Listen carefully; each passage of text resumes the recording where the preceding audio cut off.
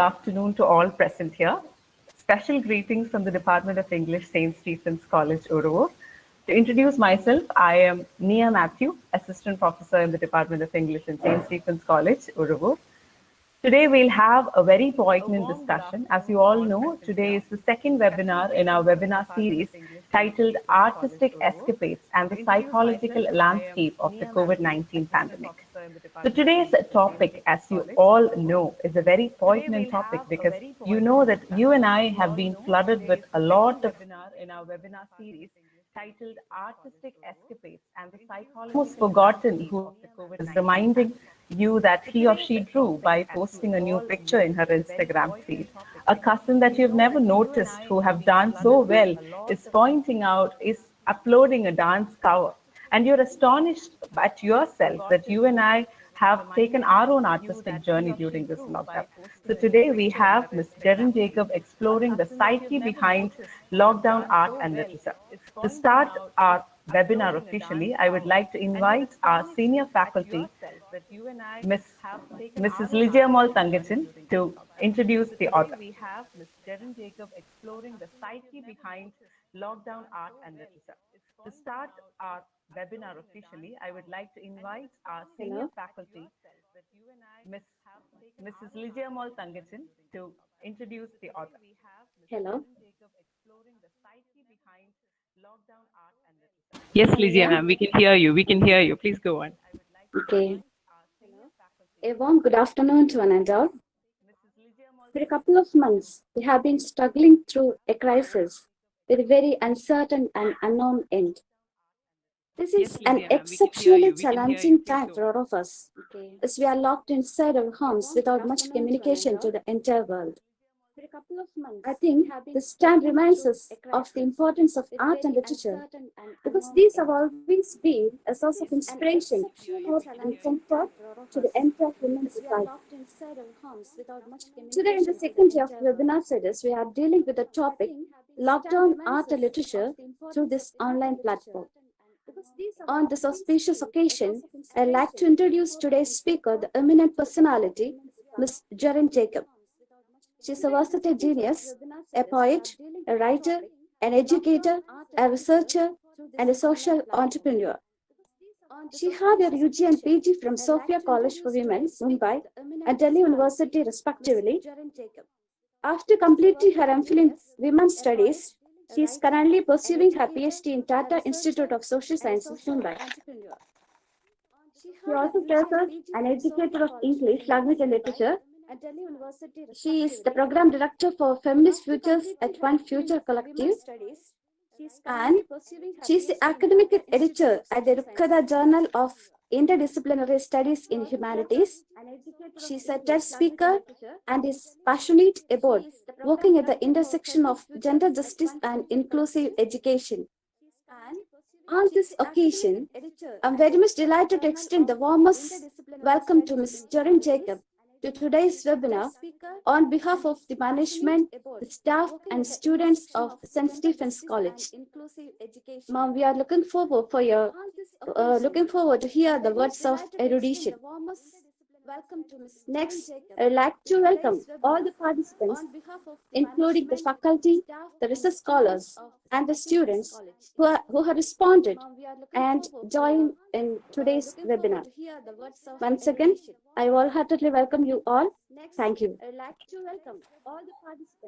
Thank you, Lydia, ma'am. Now over to you, Jerin. You can start your class. Thank you so much, all of you. I would just like to quickly do an audio test. Am I audible, Ms. Nia? Yes, you are. Very clear. Okay. All right. Thank you. Thank you, all of you, for that very kind and warm welcome and introduction. It is my utmost pleasure and absolute joy to be a part of this program with you, albeit virtually, wherein we'll be discussing and interacting on this very poignant topic, as rightly pointed out, which is close to arts. And absolute joy to be a part of this program within the scope of the COVID-19 pandemic and other pandemic literatures in general. So before we begin with today's lecture, I thought that because we are talking and going to be speaking about art and literature, why not begin today's session? Why not begin today's lecture in general?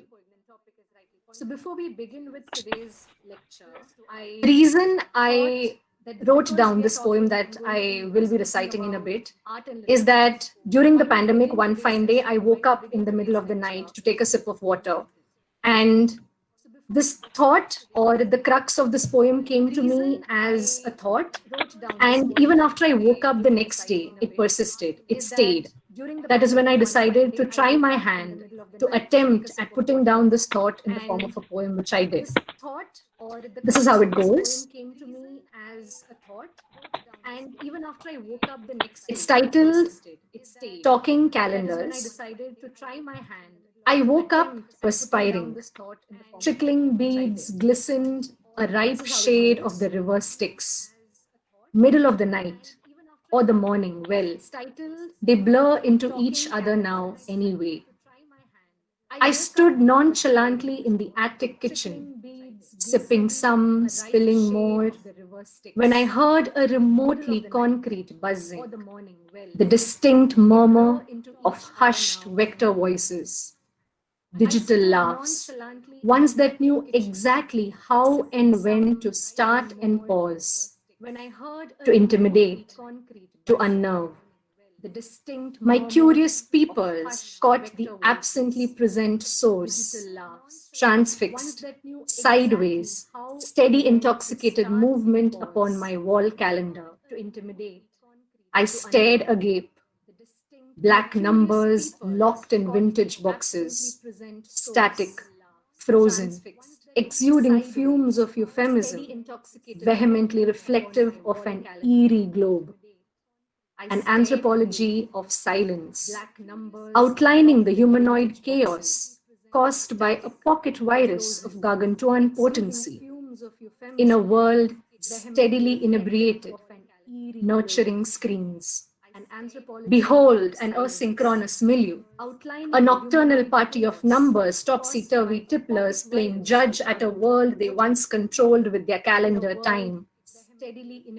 I listened intently, borderline eavesdropping, to hear the dates on my wall calendar: hi-fi, talk, prank, chuckle, game, an antakshari of adjectives: sir, silent,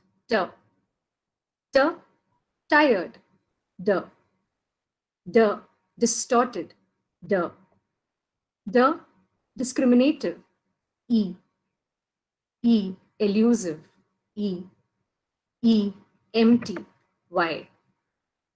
Interspersed with schnockered antics to describe, chide, and ridicule the cluelessly indifferent world they existed in, whilst blocked long enough on virtual screen pages.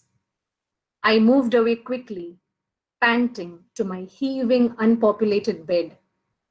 That night afresh, my dreams were Zoomed, duoed, FaceTimed, locked down, silent, tired, distorted, elusive, empty. That's how the poem goes. Thank you for being a kind audience and listening to it.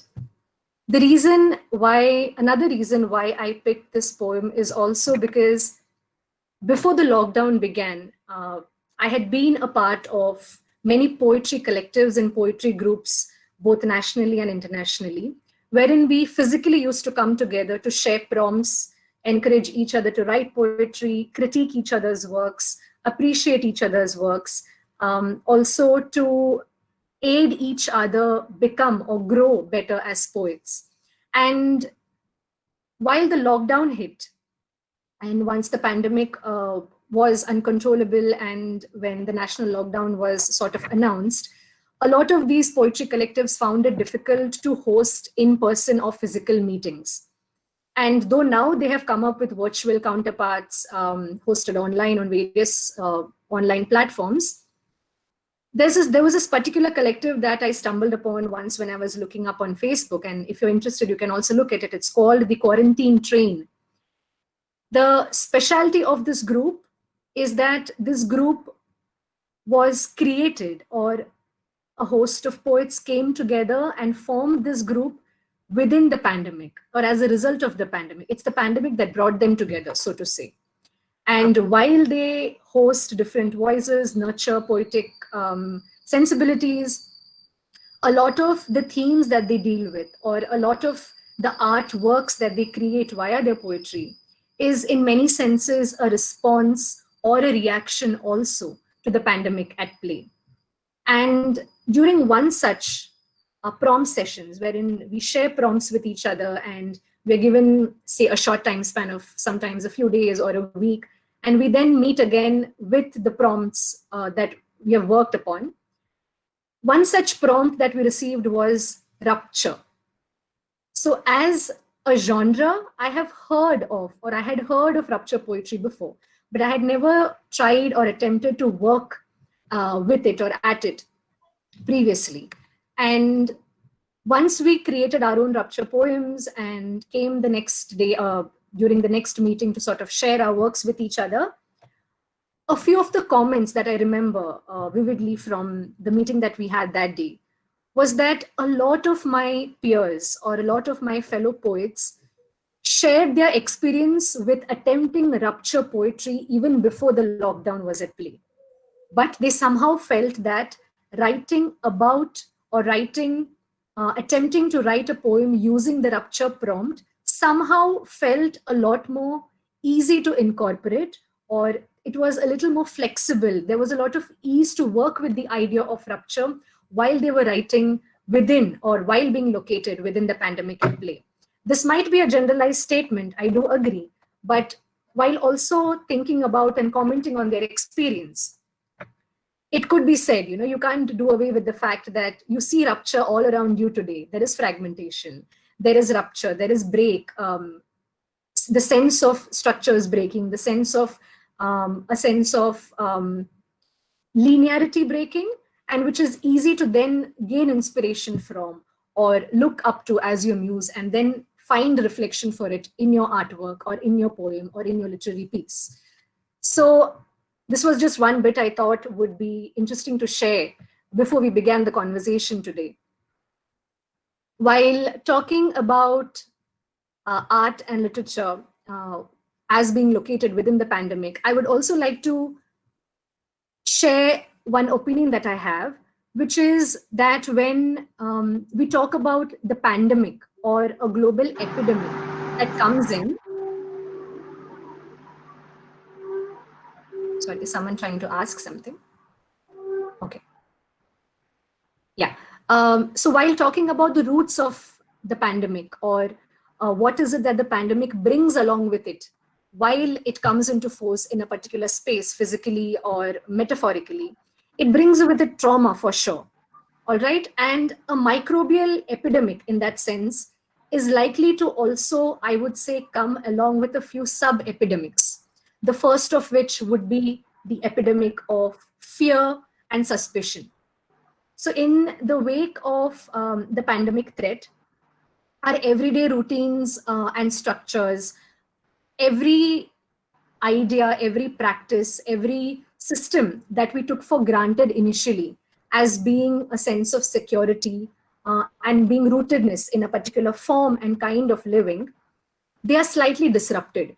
And when that disruption happens, when that sense of stability or predictability or security is thwarted in any sense, it affects us. It causes us to be fearful. It makes us anxious. It makes us suspicious.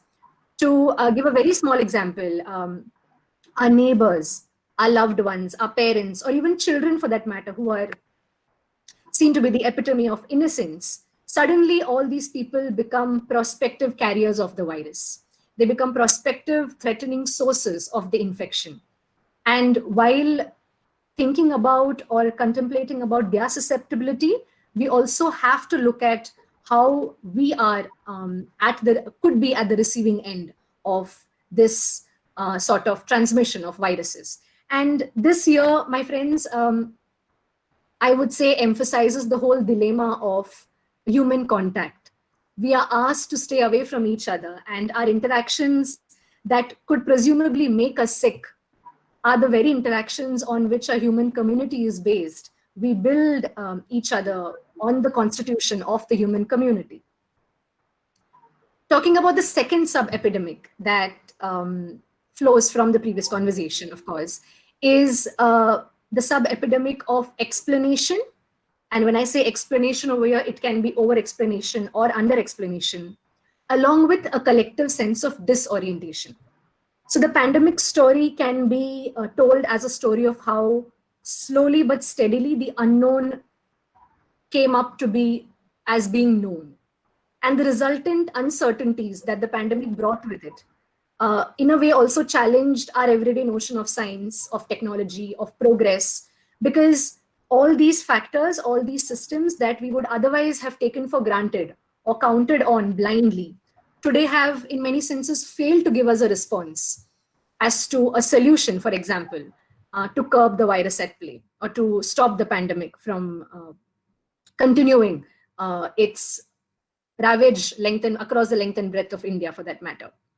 All right, and this crisis management also, to an extent, is subject to continuous piecemeal adaptations to a situation, because when the lockdown was announced, when the pandemic sort of started in India, I would say, we, as a community, as a system, as a government, didn't comprehend it enough to be able to have ample solutions ready for us to be able to counter it adequately. And so we were forced to resort to working with the minimal knowledge that was made available to us, or that we sort of stumbled upon, looking at the experience of other countries that have struggled with the virus before it came to India. To these situations are what we have been working on till date. I wouldn't talk about one particular state over here, but I'm talking about India as a whole. And even today, if you look at how we are progressing or trying to progress with our counter plan to get the virus in control, it's trying to implement piecemeal adaptations one after the other and hoping that it'll actually work. Talking about the third sub-epidemic that I have in mind is the sub-epidemic or epidemic of action. Now, the social response to the corona pandemic entangles every social realm that an individual or a person is a part of, or is influenced by, or has the capacity to impact or be impacted from. And this ends up affecting the social sector, the economic sector, education, healthcare, even the domestic sphere for that matter. We have heard news about how cases of gender abuse, gender-based violence, domestic abuse, child sexual abuse has been on a rise now that the lockdown has been forced upon people. And it's a completely different conversation altogether, but lives are being affected. Sections of society are being affected because of the pandemic at play. And while disaster responses tend to be in itself disruption routines aimed at correcting the disruption caused by the virus in the first place, it's paradox, right? The system or the government tries to implement more disruption in order to curb the disruption that we as a community are already facing as a result of the pandemic. And the suspension of order, while keeping all of this in mind, is considered to be a means of salvaging it, but we do not have proof to say that it's actually working. And if this experience of a disaster, or this experience of a pandemic for that matter, consists of the disruption of, as we mentioned previously, taken for granted systems and structures, then the response to this disruption is far from being limited to just a biological phenomenon. In many senses, there will be, along with the biological response, the feeling that the world has actually turned upside down. There's this feeling of uncertainty. There's this feeling of humans being unable to comprehend the virus and the successive pandemic that it has brought with it. Speaking a little about literature and how literature sees reflection and literature has incorporated the contextualization of pandemics per se. I'm sure all of us will have a lot of opinions, a lot of suggestions, a lot of insights in this regard. But just to touch upon this topic for the sake of this discussion today, if we trace literatures right from Thucydides to Albert Camus, there are plenty of reminders as to how there's nothing unprecedented per se about the lockdown, particularly the coronavirus lockdown, the pandemic at play, and that pandemics in history actually prove that, they end. They take their own sweet time. It comes with a whole different set of challenge time, but they do end. Okay, we do not know when the coronavirus pandemic will be, but we do hope that it will end, and it should end also. Just to quickly name a few texts that on the top of my mind, I feel would be interesting for you if you would want to read a little more about pandemic literature, plague literature, epidemic literature, or lockdown literature. It's steadily growing to be called as a genre of lockdown literature per se as well, is Boccaccio's Decameron, Daniel Defoe's A Journal of the Plague Year, Albert Camus' The Plague, Margaret Atwood's Oryx and Crake, Mary Shelley's The Last Man, Gabriel Garcia Marquez's both texts, Love in the Time of Cholera and 100 Years of Solitude, and so on and so forth. I mean, you might find different ways in which either texts are located within the context of a particular pandemic or plague, or how the pandemic or the plague becomes an imperative part of, or an important motive in the text itself, or how authors write within the location of, or while being located in a place where the pandemic is at play, and how the pandemic must have influenced their writing in many senses as well. Now, the primary lesson of plague literature per se, right from Thucydides onwards, is how predictably humans respond to any pandemic or any such crisis for that matter. Over millennia, we have seen that there is a consistent pattern. And I'll give you a few examples going ahead as well, wherein you will be able to make very jarring and eerie connections between how pandemics are reflected in literature, are portrayed in literatures, and the pandemic that we are living right now. And most of the pandemics in literature show us that there is this consistent pattern wherein people, reflect the sense of first hoarding a lot of stuff because there is fear, there is anxiety, there is uncertainty. You end up hoarding everything and try to keep yourself and your family safe. There's panicking, there is fear, there is blaming, there is superstition. We'll talk about superstitions also in passing, but superstitions, selfishness, surprising heroism to different random events that sort of come up within the scope of the pandemic or epidemic as well. And for us specifically today, because we are discussing a topic like art and literature, the whole boredom or the idea of being clueless as to what to do next while being positioned within the scope of a pandemic. We'll talk about boredom during a part of the pandemic in some time, but just to quickly talk about Shakespeare and how the plague, I mean, it's common knowledge for most people, but just to give you a broad idea of, a very brief and broad idea at the same time about how the plague has been reflected in Shakespeare's works, is that Emma Smith, she is an expert in Shakespeare studies and she's a professor at the University of Oxford. She says that the plague is everywhere and nowhere in Shakespeare's works. All right, and we look at Shakespeare's works, in the plague-riddled years, the allusions that Shakespeare brings out to the epidemics increases as and when he progresses, or the chronology of his works progresses. And for example, in King Lear, the reference of a plague, mind you, is used as an insult when King Lear rules over his ungrateful daughter, Goneril. And I quote over here when I say, "Thou art oil, a plague sore, an embossed carbuncle, in my corrupted blood. And if you look at Shakespeare's texts, you find different ways in which the plague finds expression, or it is used as curses, it is used as, it's used as an insult, it's used as a backdrop for some major drama that's about to unfold, so on and so forth.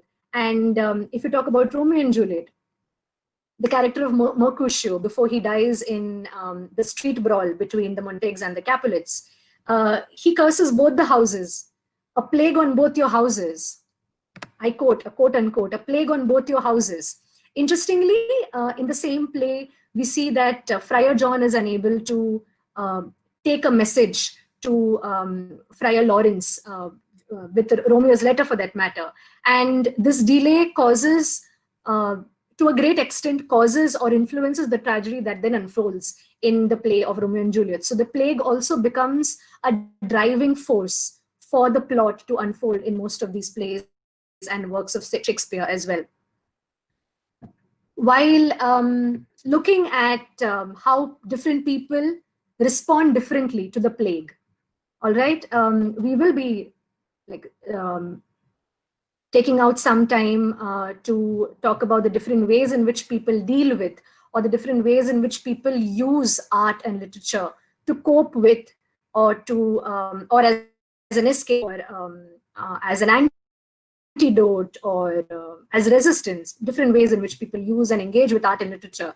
But if you look at Boccaccio's Decameron, for that matter, over here, the nature that comes across or reflects to the reader is one of escapism.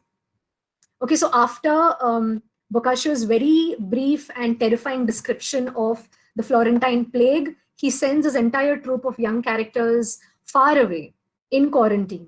And what do they do in quarantine? They forget completely about the plague, and they spend time in this escapism by sharing stories with each other, by sharing funny stories, ribald stories, and in the entire text thereon, the plague does not unfold. And it's a very interesting way to see how literature, or the whole act or art of storytelling, for that matter, can prove to be an escape from something bad, or something, for any event or situation, for that matter, which a human is unable to cope up with in any extent and any intensity. And it's a welcome relief to be able to, more often than not, lose ourselves in the world of stories. We'll talk about how talents that have been coming up on various social media platforms, videos, in the form of audios, in the form of dance, in the form of photographs, they are all in some way or the other, if you extend the metaphor or the definition of literary text per se, can be seen as different ways in which stories have been shared with us.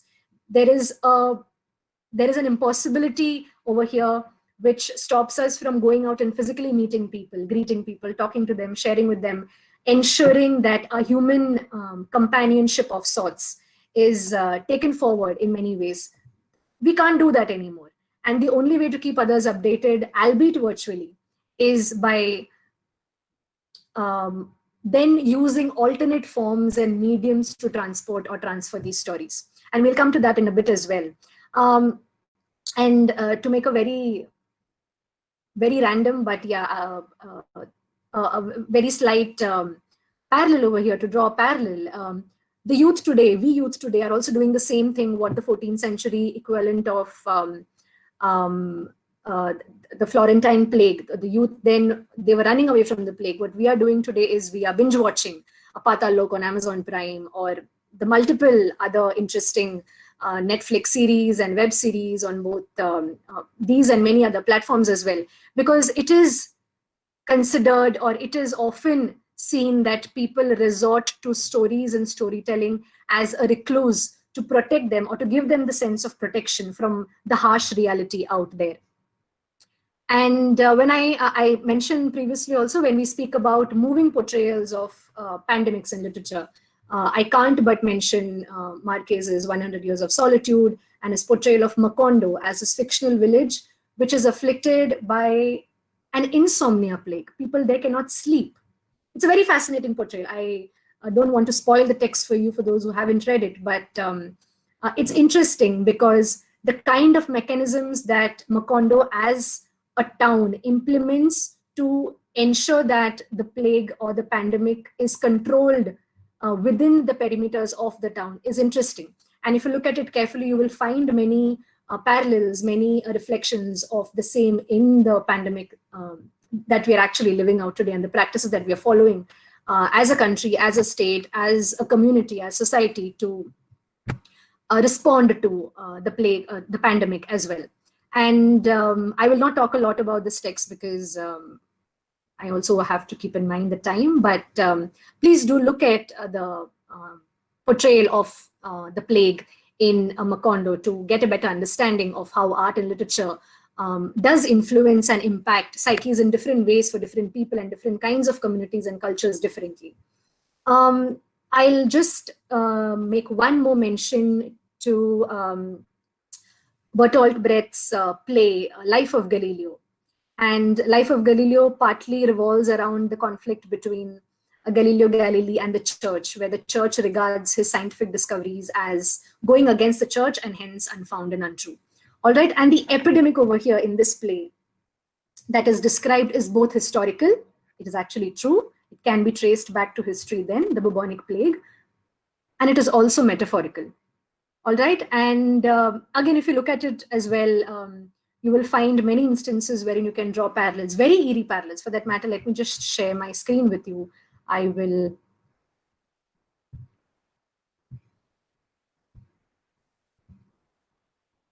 Yeah, I hope you can see my screen. Yes, this is one snippet from the play Life of Galileo. And look at this, okay? A rattling sound is heard. Galileo. What's that? Old woman. This old woman is his caretaker. They're trying to make noises to drive away the clouds with the plague seeds in them. Galileo roars with laughter. What does this remind you of? Does this remind you of any similar instance that happened or unfolded in the past few months in India? It reminded me of the whole Buttonbanging scenario that was sort of propagated by the government. Obviously, the reasons for that were different. It was said that it's going to be an expression of solidarity and appreciation for the frontline healthcare workers. But nevertheless, there were people who also fell in for the narrative of the whole bizarre narrative of how the banging of utensils does have the capability to actually ride away the pandemic and anything that's causing the pandemic for that matter.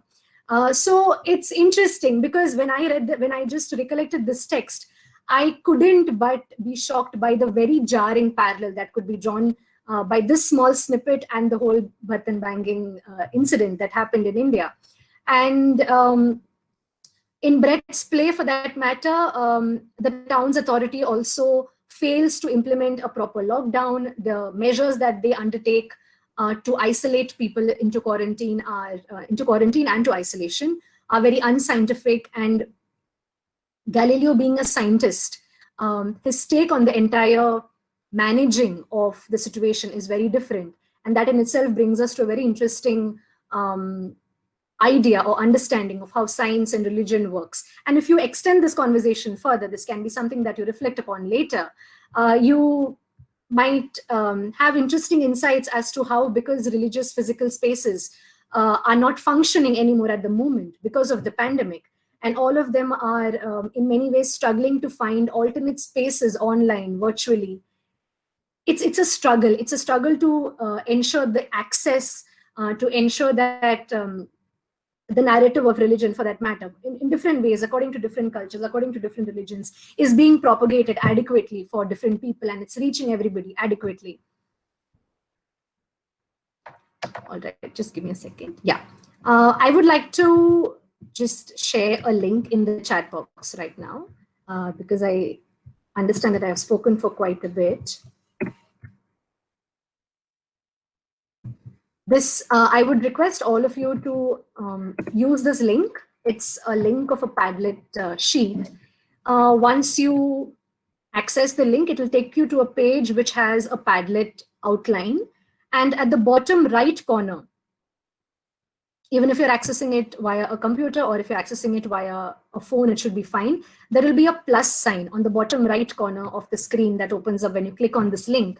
I would like you all to, while listening to me, of course, put down thoughts, put down anything that is representative of the pandemic to you with regards to art and literature, in the remotest of senses. That's absolutely fine. In the most remote of senses, if there's anything about the pandemic, the current pandemic, that is remotely representative for you of being art and literature, put it down. Let it be as free as possible. Let it come easily. You just need to click on the plus sign and then you'll be able to type out your answer. For example, some of you might say that, the whole idea of the Dalgona coffee, which became so famous in the span of a few weeks, actually. It was a trend that caught on like wildfire across platforms, across Facebook, across Instagram, across Twitter. And how then the narrative of where it originated from, the history behind it, the actual people who, or the country or the culture that sort of as a cuisine incorporate it, and how then the Indians realize that, we also do something very similar, so on and so forth. I mean, there are multiple counter narratives, sub narratives that can exist with even a small video or a trend that begins like that. So please feel free to use the Padlet link while listening to me as well. And I will come back to that in a bit and we can debrief that later. My next point over here that I have to make is that emotional experiences, often have three very vivid components. One is when you listen to a news which evokes some sort of emotion in you, the experience of experiencing that emotion in itself is subjective. It might be different for different people. When I feel sad, my experience of being sad and someone else's experience of being sad might be completely different. It's completely subjective. It's also physiological. It's in the sense of it being a physiological response or reaction. Also, it can be different. When I am sad, I might cry. Someone else might not cry. They might just be silent and not talk to people. All right. And the point that I'm coming to over here is that when feelings arise as a result of whatever it is that you see around you, that has happened to you, or that you have sort of witnessed around you for that matter, the whole experience is emotional, yes, but what are you then going to do with that sort of emotion that has been evoked within you? For example, while being in lockdown, all of us, we read about the migrant worker crisis across India. It was an intense news. It hurt a lot of us. It made a lot of us anxious. A lot of us were worried. A lot of us were disturbed. And through those few weeks, I think, when the newspapers would be filled with news about different migrant workers and the injustices that have been shelled upon them, so on and so forth, all of us have had different kinds of emotional responses and reactions to the whole news. We have heard about the EIA draft. While I'm talking about this, let me also remind you that today is the last day to file your non-compliance with the draft. Please read up about the draft in detail. If you'd be interested, I can share links with you towards the end of this lecture. But today is the last day to voice your non-appeal. So if you do believe, which I do of course believe, and if you do believe that it is going to be a negative influence or a negative drawback for our society and the world at large, please fill in your appeal and send it today itself. When we heard about the EIA draft, being turned into a bill, when we heard about the Calicut airport plane crash recently, very recently, or through the course of the pandemic, if we heard about the loss of a loved one, or even a loved one's loved one, all right, or the whole fear that comes with the experience or comes with the anxiety that something might happen to someone I know.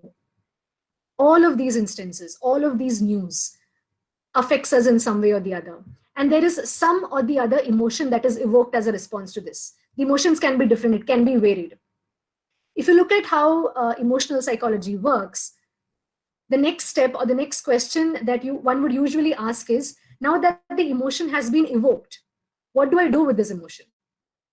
Okay, so ideally, if I was feeling very sad, I would probably call my friend and speak to them.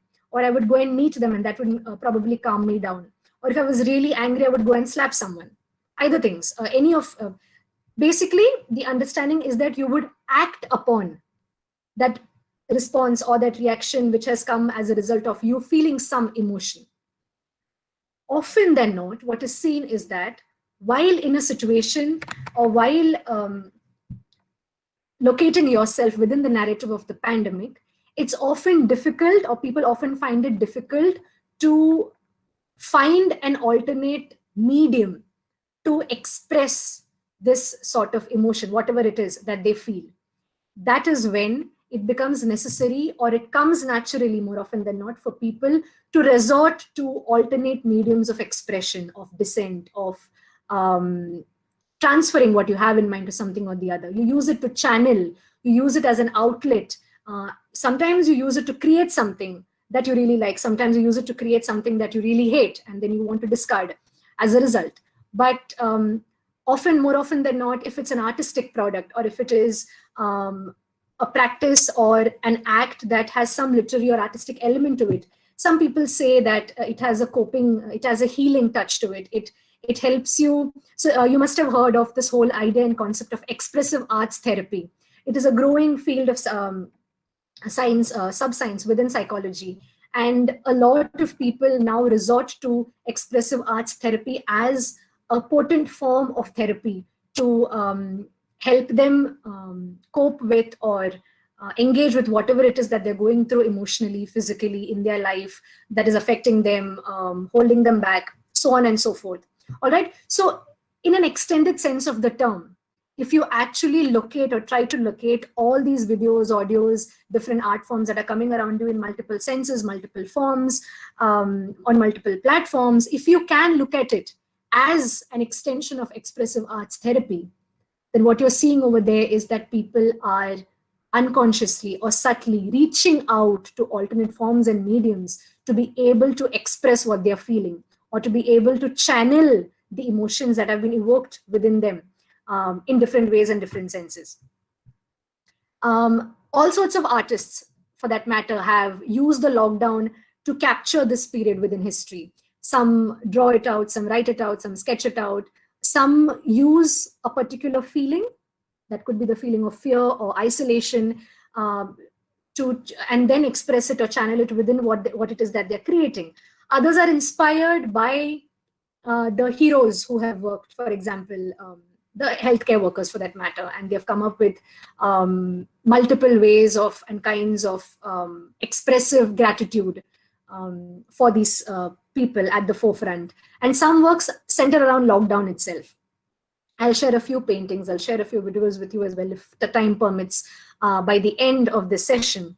When we look at interpreting in many senses, you know, when you look at interpreting how this works out or how this translates in different cultural contexts, sometimes we realize that interpretation works as a liberating act. Sometimes you realize that it's an act of resistance. Sometimes you realize that it's an act of overcoming your anxiety. Okay, sometimes it's an act of revising, of transvaluing. Sometimes it's plain reactionary. Okay, in a spectacular, if you look at it in a spectacular way, if you look at a spectacular approach towards this whole idea, this is when you start questioning art per se. What is art? What is the duty of art? Or what is the responsibility of art? Extend it, take it to literature. What is the duty of literature? You can say that literature has over time been both a mirror, a reflection, and a balm or a critique to society at the same time. But how does one locate or contextualize or theorize art and literature within the scope of the pandemic? All right. If I can quote Susan Sontag, theorist, and her works over here. Some of you might find this essay interesting. I'd encourage you to go and read. She's written this essay titled Illness as Metaphor. And she has written a host of other articles as well, which will enable you to help, which will enable you to portray the pandemic within all the literary debates and critical analysis that we have been practicing as literature students till date. the notion of vocabulary, now that we're speaking of illness as metaphor, as derived from Susan Sontag, when we speak about vocabulary, we realize that unless there is a vocabulary to express something, it becomes very difficult for people who are going through that experience to even find out a way to cope with it.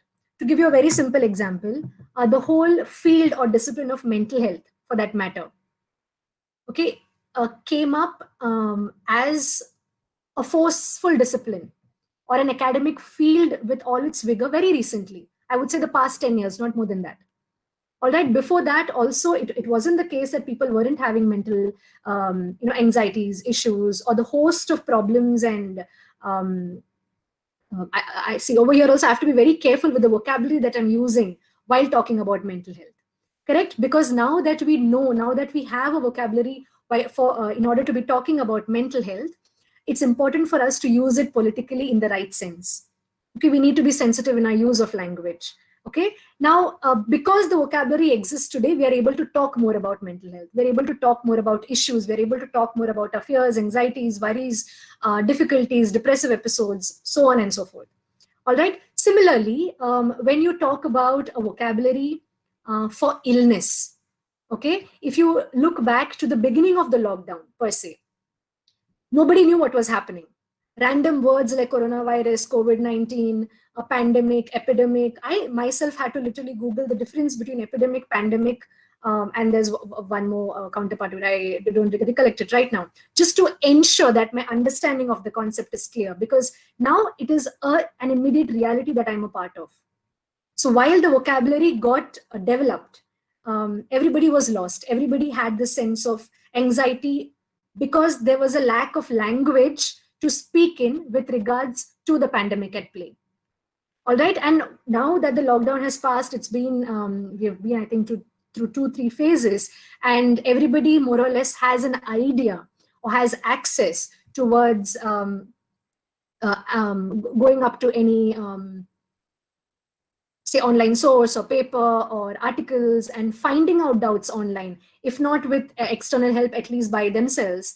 There is a greater scope to talk about the pandemic with ease. Okay, even in the capacity of us being, say, students of literature or students, for that matter, initially it was difficult for us, but now we are coping up.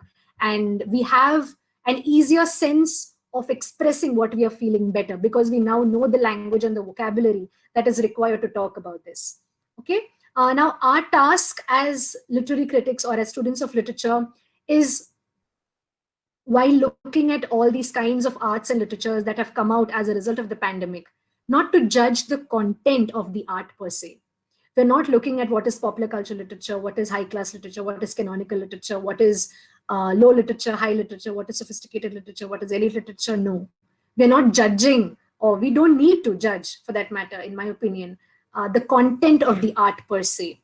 All right, but our task is to look at what it is that the artwork or the art piece or the literary pursuit, for that matter, is trying to tell us. What is the hidden message, or what is the literary message or insight that is being provided to us using this platform or using this effort or a means of expression, for that matter.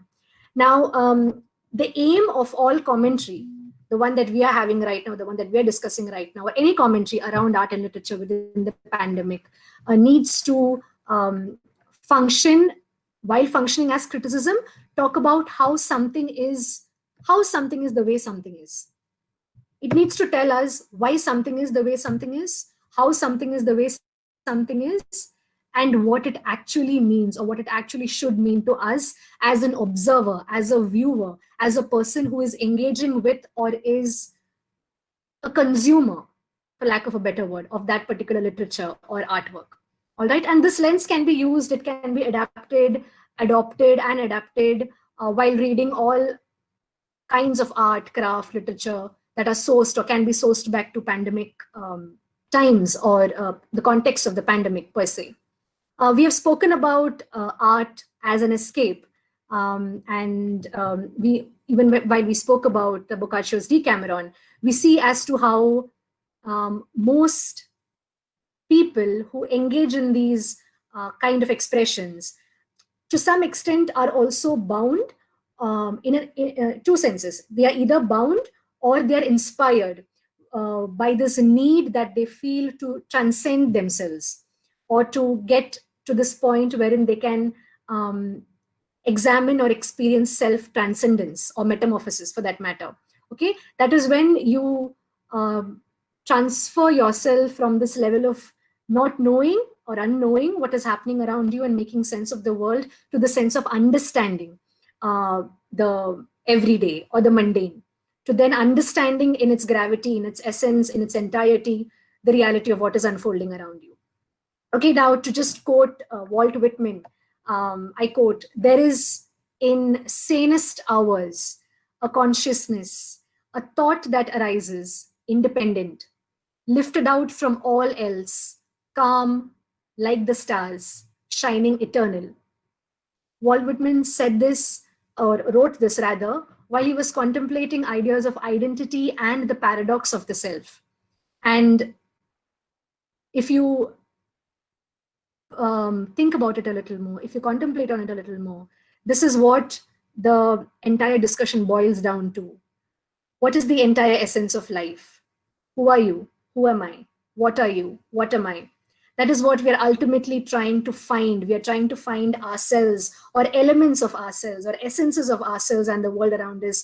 We are trying to find meaning via the works that we create, in the works that we create. And this can sometimes work for us, it can sometimes work for others as well. All right.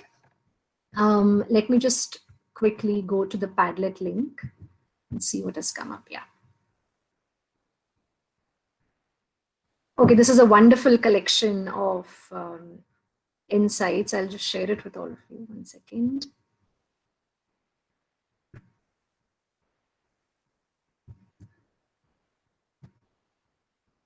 Yeah, is this visible? I'm assuming it is. We can see your presentation now, Ms. Jerin. Can you see the Padlet link right now? Okay, 1 second. No, that's not weird. Yeah, we can now. Yeah. Okay, thank you. Yes. So someone has written watercolors, webinars, online classes, Netflix,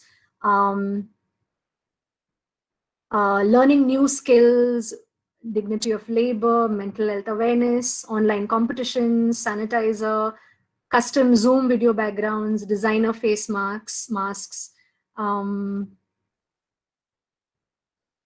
terminology error, social distancing instead of social distancing. Okay. Pandemic representations, bottle arts, lockdown. Okay. So this basically tells us that how each of us have used different representative memories while we talk about the pandemic, so to say. Some of you spoke about online courses, online lectures, webinars, seminars. It was so difficult. It was such an academic engagement in itself to plan a whole webinar or a series or a conference or a seminar, and then to get people to attend, to arrange their travel.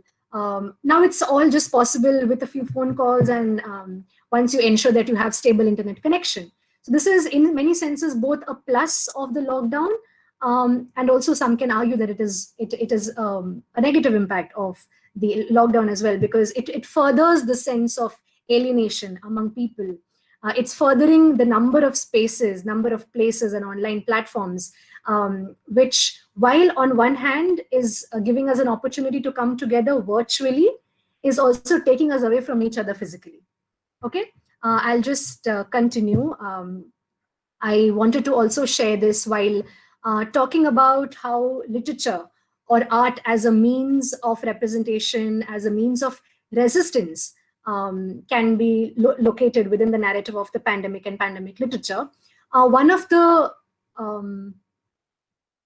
initiatives that we took up as a part of the quarantine train was that when the poet, Telugu poet Varavara Rao was, he's in jail right now, and when we got to know that even though he's contracted the virus, he's still in jail, and there was a slight delay in him being taken to a medical center for adequate medical treatment, everybody was aghast, everybody was angry, everybody wanted to go out on the streets and protest. That's what literature otherwise does to you, right? It gives you the space, it gives you a medium, a space, a sense of being able to reach out to another place yourself, like move yourself physically and protest. You can't do that right now.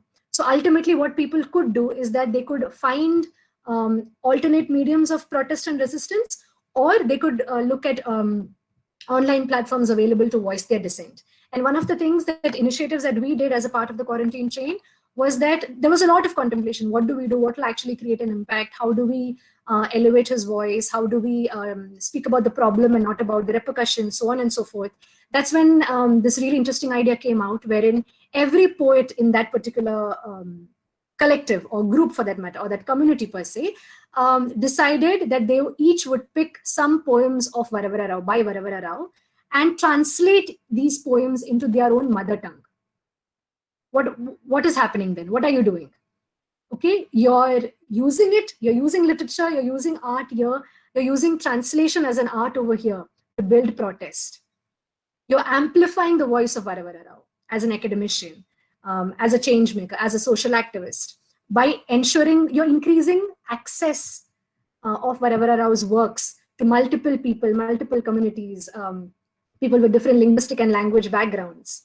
All right, and this is a very interesting way. I thought of sharing this example because I couldn't find a better one to talk about how literature can also, within the course of the pandemic, be a means and medium of resistance and protest, all right, for that matter. When I speak about how literature or art can also be a coping mechanism for many people, literature works as a recluse, literature works as a fallback pillow, a safe cushion for one to find solitude in.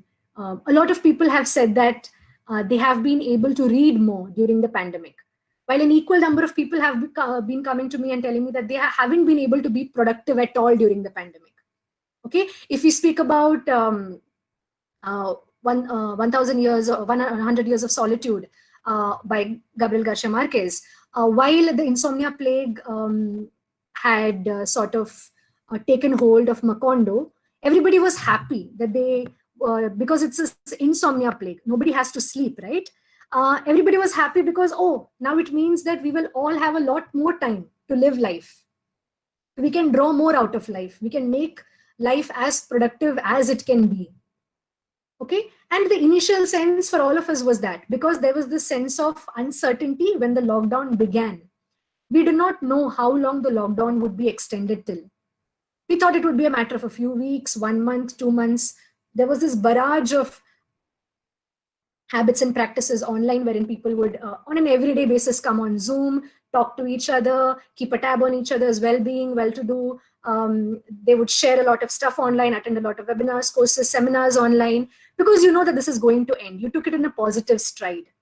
Okay, but it was only when, as and when time passed, you understood the gravity of the situation and realized that this is not really going to end anytime soon. Did that awakening dawn on you? And now it's the same idea in which you sought refuge in, or you used as a coping mechanism. Now, because it's blunt in your face, it's blunt in its evidence, in its capability to reflect the truth in front of you. You're scared of it, you're afraid of it, you're anxious when you look at it. And a lot of peers, a lot of members and community members also, for that matter, who come via a part of our organization to speak about mental health and mental health issues, they talk about how they've had this sense of ennui with regards to the concept of productivity. They can't understand, they can't make sense. We can't make sense of what is it that's holding us back from being productive enough. Okay, we have a lot of time on our plates. We have much less to do. For I think 1 or 2 or 3 months, schools were shut, colleges were shut. We were absolutely free to do anything that we would possibly be interested in. But this sense of disturbance that was holding us back, which was not letting us accept reality in its complete sense, was what was holding us back. A lot of people lost their jobs. A lot of people had pay cuts. A lot of people are struggling to figure out their finances, their long-term stability economically, financially, educationally. A lot of people have been physically debarred. A lot of my friends who have been accepted into programs abroad for different degrees I'm now unable to move there because of the global lockdown at play when it comes to travel, immigration and migration for that matter.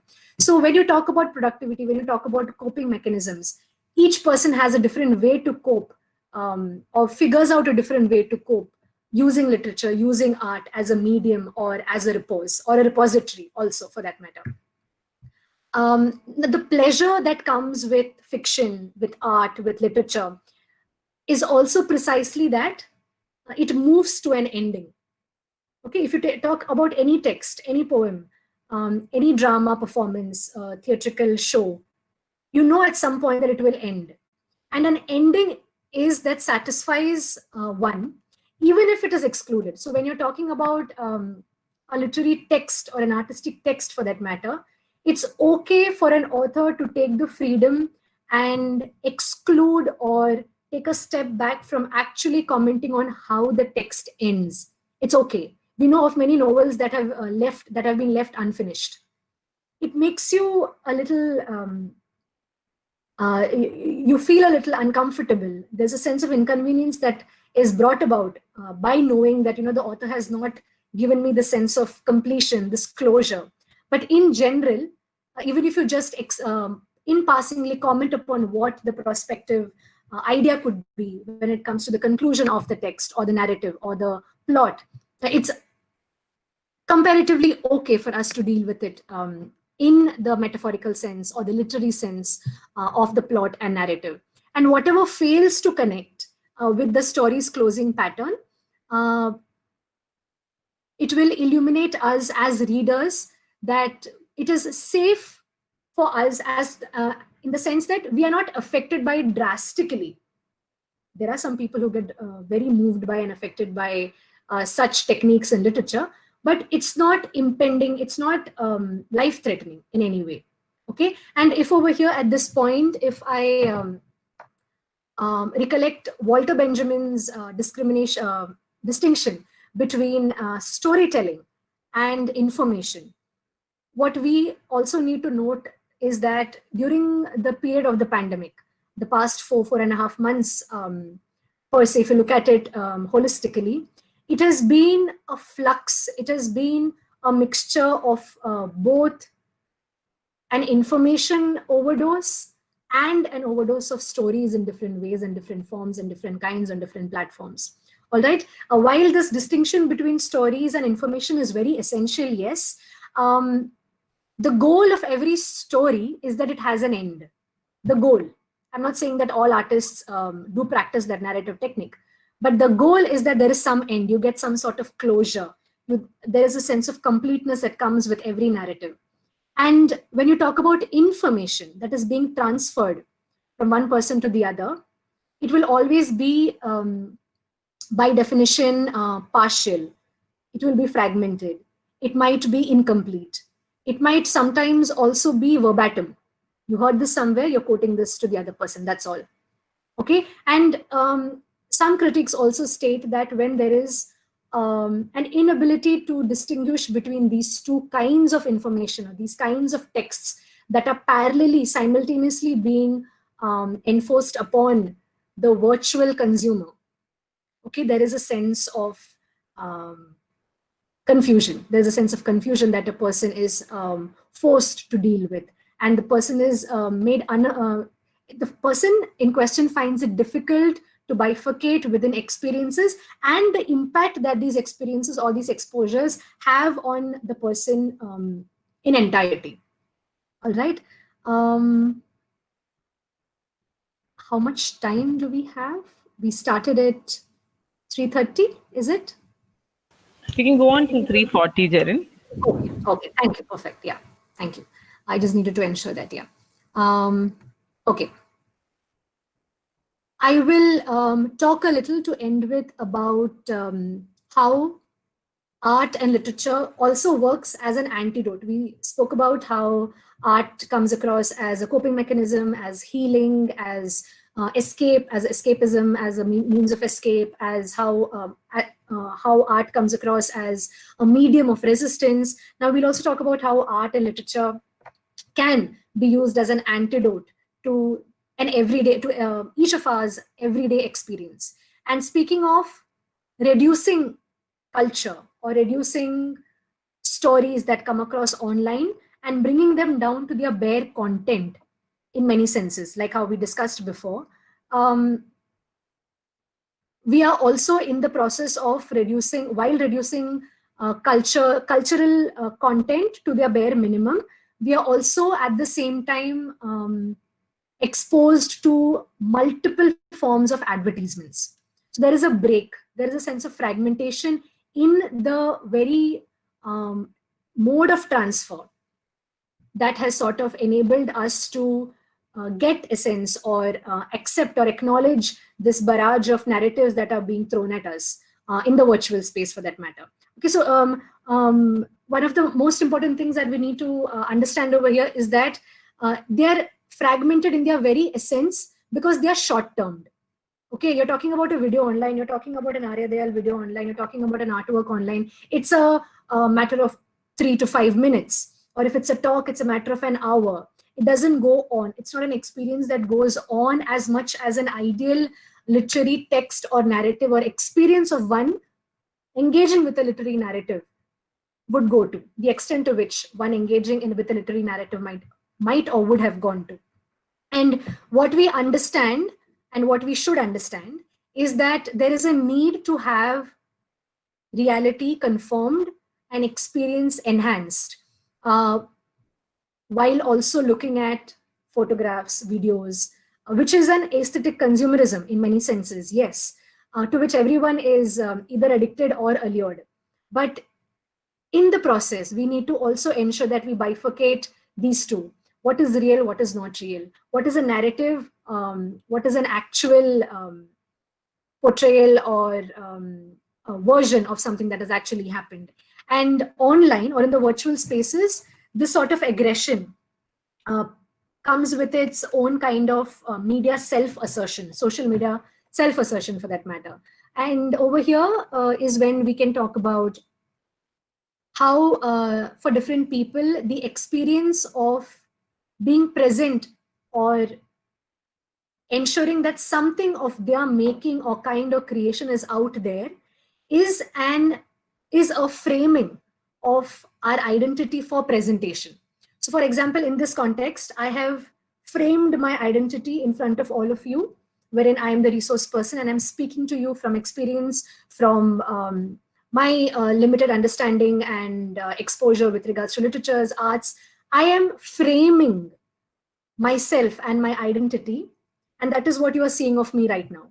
And if this discussion or lecture was a completely interactive discussion, if it was a normal classroom wherein I would encourage each of you all to speak back to me, to engage with me personally, what would then happen is that there would be a flux of, there would be a two-way framing of different kinds of identities being presented in this space, in this virtual space, using Google Meet in the span of 1 hour.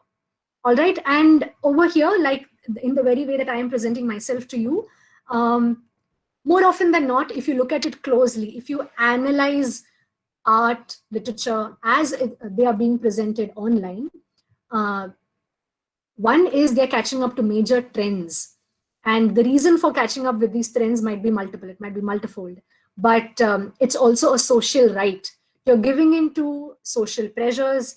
You're looking at it as a social rite of passage. You know, if I need to be accepted in this society, in this community, this is a good way to be. It works in my favor, or I'll have more social capital or virtual currency if I follow the trend, if I give in to what it is that everybody is doing.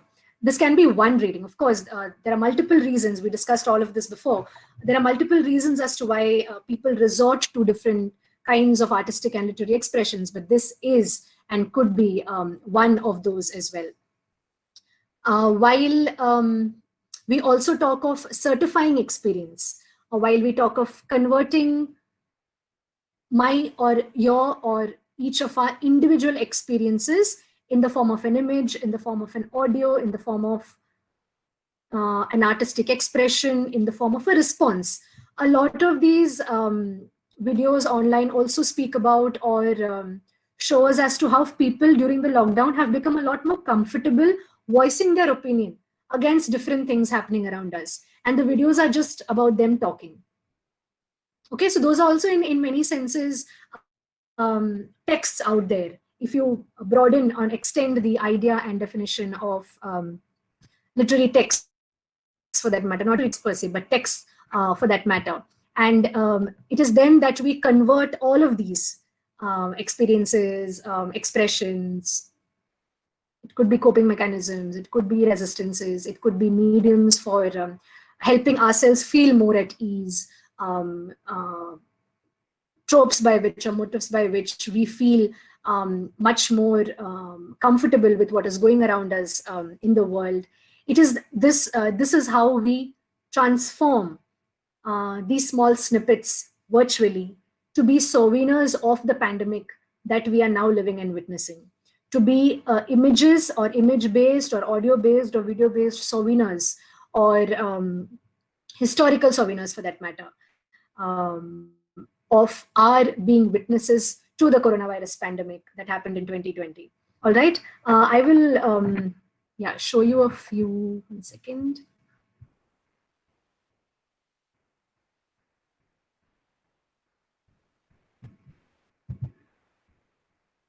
Yeah, I hope you can see my screen. This is the presentation. Yeah, so okay, this is the max I can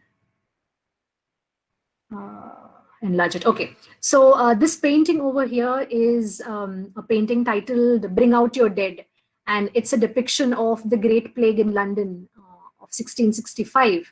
And if you look closely at this painting, I do understand that this is not the best I can sort of show you right now, but if you can later, probably after the session, look up this painting and analyze it very critically, and if you notice all the symbols and colors and the different elements that are a part of this painting, you'll get a lot of messages.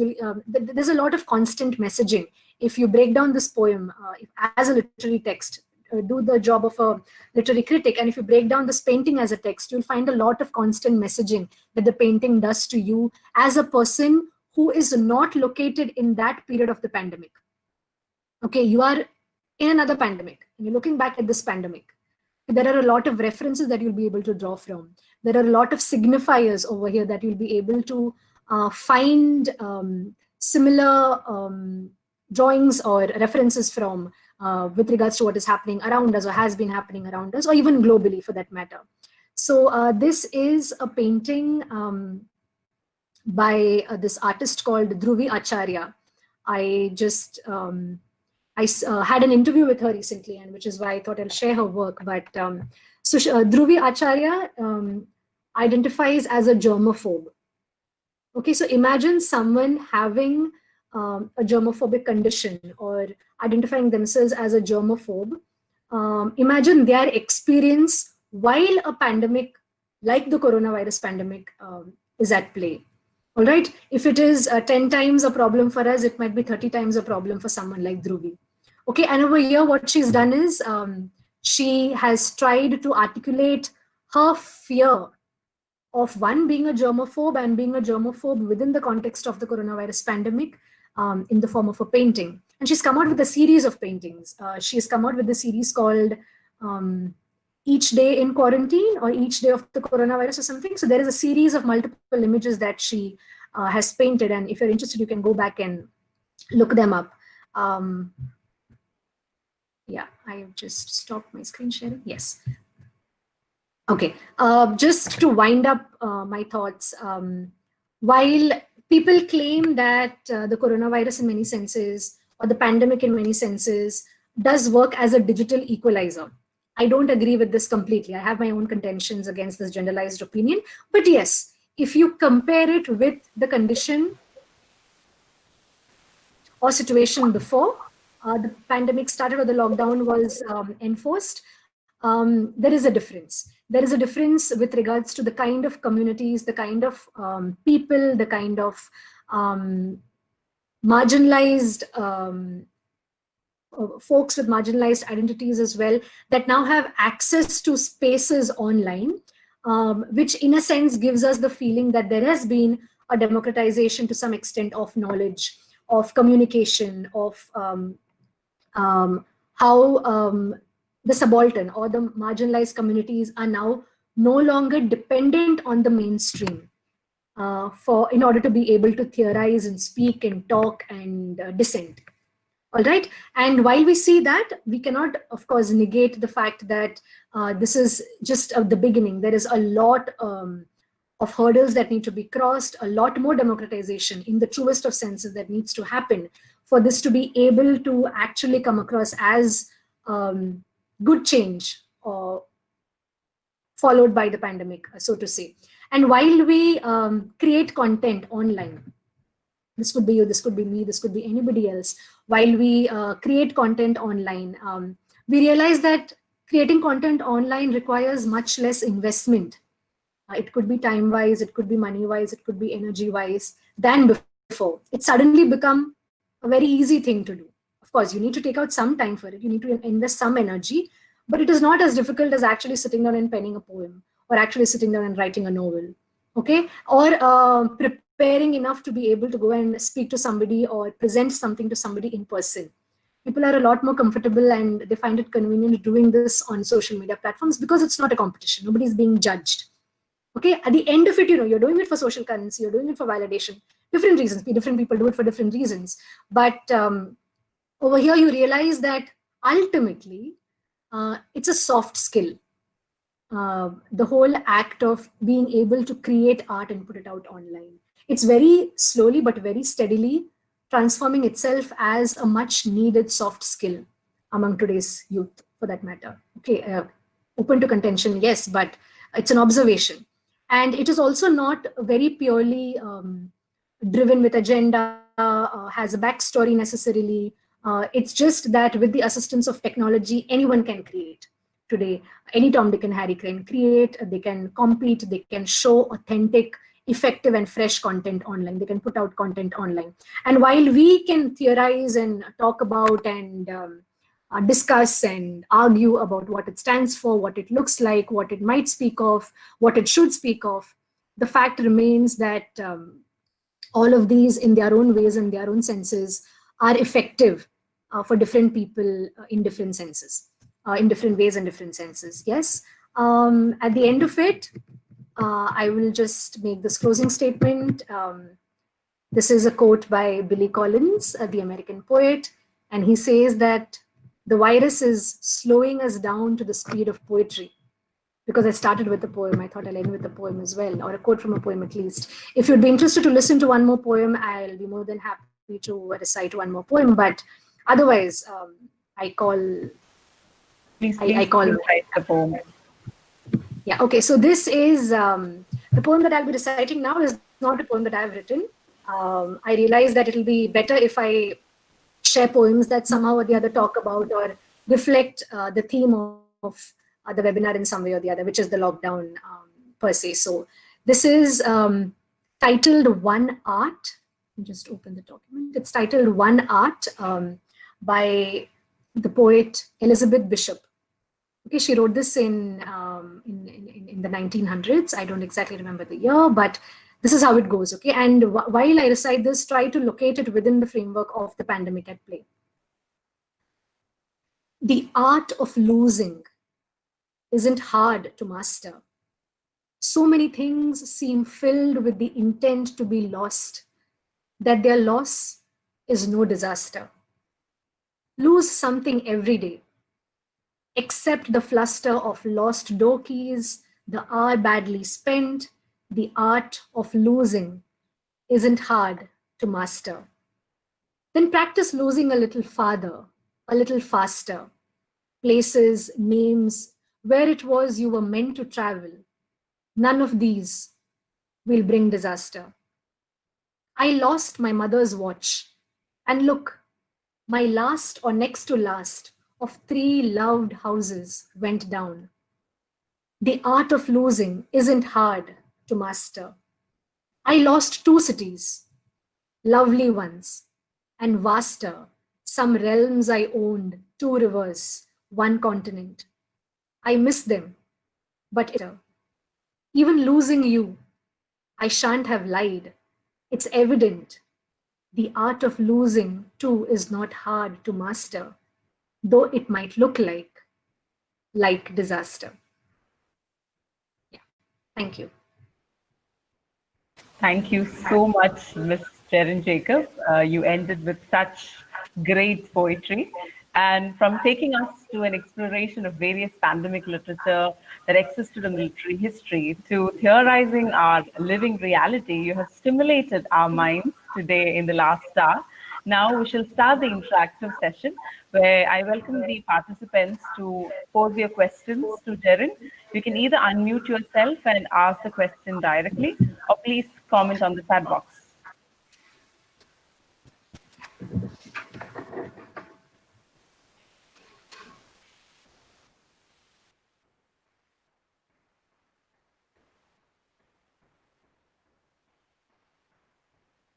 Okay, I'll wait for a question to come. Yes, most of them might be typing, I hope. Yeah, of course. I mean, no pressure. You don't need to have a question, but even if it's a comment or a feedback that you'd like to share. Yes. Hello, ma'am. Good afternoon. Good afternoon. Good afternoon, ma'am. I'm pronouncing your name correctly. Yeah, yes, you are. Yeah, okay. Ma'am, first of all, word of appreciation for your great effort in bringing to limelight the power of art and literature during such testing times, ma'am. Thank you. Thank you. Welcome, ma'am. My question is, could you tell about the poetic responses to the pandemics? All right. Yeah. I thank you for your question, Ida. I did speak about a little in the beginning about how poetry collectives in general have had to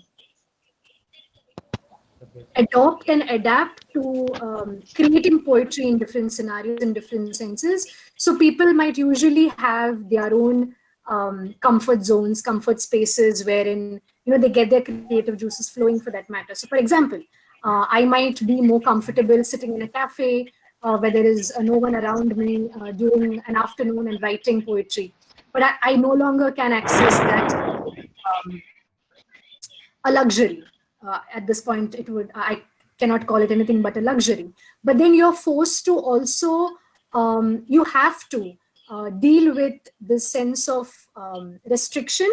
So poetry and poetic responses, to a great extent, have tried to be malleable in the hands of, say, change, in the hands of different narrative techniques, different narratorial forms, different types and kinds and styles and genres of poetry.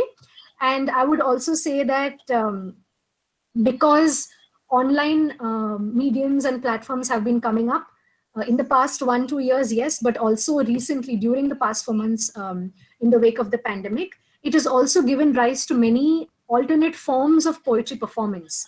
Which then you can look at when you think about or speak about slam poetry, the culture of slam poetry, the culture of open mic poetry, wherein you're changing the whole definition and idea of how poetry has been historically consumed or historically recited per se. So it is interesting if you look at poetry, if you approach poetry and the poetic space, the elements of poetry that have been incorporated by multiple people, multiple poets, different genders writing poetry. So when you talk about the queer community, for example, using poetry as a form of expression during the lockdown, more specifically, and even in the past few years, because June, the Pride Month, happened during the lockdown, right?